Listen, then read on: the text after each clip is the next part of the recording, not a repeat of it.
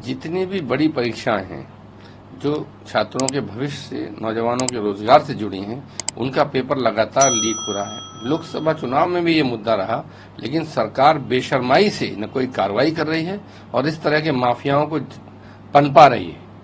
इस सरकार में पेपर लीक होने पर कार्रवाई नहीं हुई है, इसलिए लोग के हौसले बुलंद हैं और लगातार पेपर लीक किए जा रहे हैं। सालों साल जो छात्र तैयारी करते हैं, उनका समय, धन और उनके हौसले टूट रहे हैं, बर्बादी हो रही है, लेकिन सरकार का कोई ध्यान नहीं है।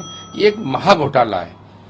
सरकार में बैठे लोग चाहते हैं कि लोगों को रोजगार न देना पड़े, इसलिए दिखावटी एग्जाम कराते रहें और पेपर लीक करा करके उनको रद्द कराते रहें। अखिलेश यादव जी ने में बीते दिनों, चाहे वो पुलिस भर्ती का हो, उससे क्या नुकसान होगा, नीट से क्या नुकसान होगा, यूजीसी नेट में बताया कि जो शिक्षकों की कमी है उसमें और इजाफा हो जाएगा क्योंकि लगातार ये पेपर लीक होंगे और जो भर्ती है वो भी नहीं होगी।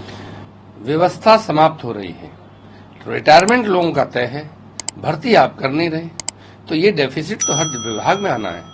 शिक्षा से लेके स्वास्थ्य तक, रोजगार से लेके कानून व्यवस्था के मुद्दे जितने भी हैं, जब वर्किंग फोर्स नहीं होगी, आप भर्ती करेंगे नहीं और समय पर लोग रिटायर होते रहेंगे, तो सारी व्यवस्था ठप हो जाएगी।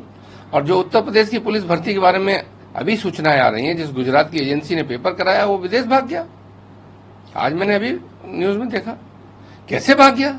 जो पुलिस के नोटिस देने के बाद आ नहीं रहा है, उस पर कैसे लोगों ने आंख बंद कर रखी है। क्या यह संभव है कि जिस आदमी को पुलिस क्वेश्चनिंग के लिए बुलाना चाहती हो वो विदेश भाग जाए?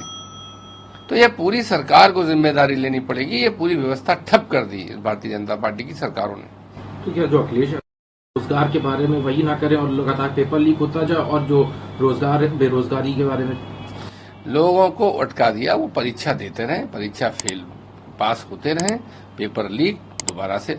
कोई ये भी महसूस न करे कि हमें रोजगार नहीं मिल रहा है और भर्ती भी न करनी पड़े। और इसी तरीके से धीरे धीरे लोग, तमाम सरकार पैसा कमा रही है।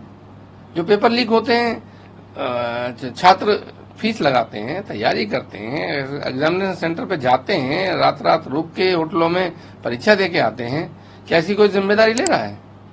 ये गरीब बच्चों की जेब काटने में लगी है सरकार। पेपर तो लीक सरकार की कमी से हुआ ना। क्या कोई जिम्मेदारी ले रही है? कोई कंपनसेट कर रही है?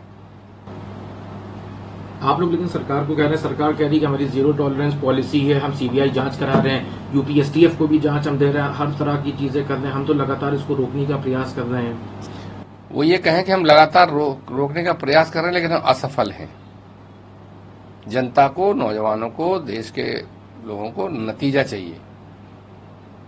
आपने किसको पकड़ा, उससे अगला पेपर लीक होने से रुका कि नहीं रुका? कैसी सीबीआई है जो जांच करती रहती है और अगला पेपर फिर लीक हो जाता है? कैसी एसटीएफ है जो पिछले 15 पेपर लीक होने के बावजूद जांच करे जा रही है, न किसी को पकड़ पा रहे हैं, न कोई अगला डर के रोक रहा है? खत्म करो ऐसी सीबीआई, एसटीएफ, इनकी क्या जरूरत है? जो कुछ कर ही नहीं सकते, क्या जरूरत है? जरूरत तो यही है ना कि आप आरोपियों को पकड़ें, कुछ लोग डर के आगे ऐसा न करें और जिन्होंने किया उन्हें सजा मिले। दोनों काम नहीं कर पा रहे।